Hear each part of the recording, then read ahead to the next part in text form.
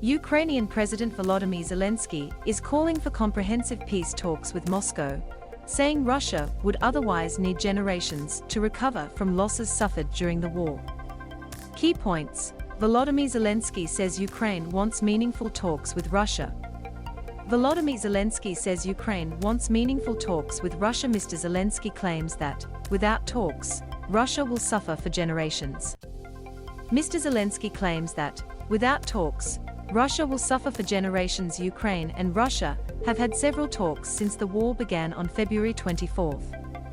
Mr. Zelensky said that Ukraine had always offered solutions for peace and wanted meaningful and honest negotiations on peace and security without delay. I want everyone to hear me now, especially in Moscow. The time has come for a meeting.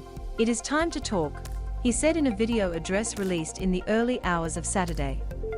The time has come to restore territorial integrity and justice for Ukraine. Otherwise, Russia's losses will be such that it will take you several generations to recover.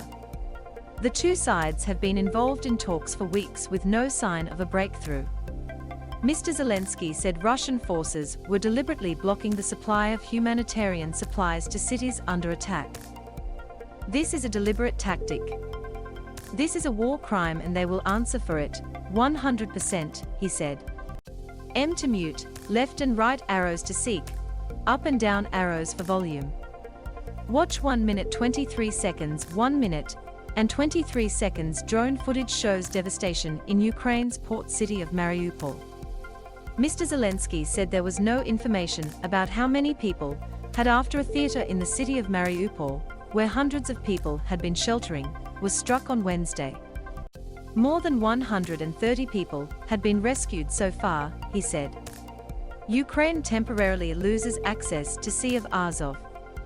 Ukraine's defense ministry said late on Friday it lost access to the Sea of Azov temporarily, as invading Russian forces were tightening their grip around the sea's major port of Mariupol. The occupiers have partially succeeded in the Donetsk operational district, temporarily depriving Ukraine of access to the Sea of Azov, Ukraine's defense ministry said in a statement.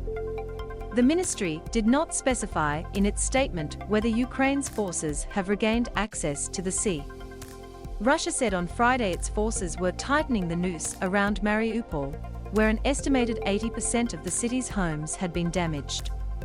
Mariupol, with its strategic location on the coast of the Sea of Azov, has been a target since the start of the war.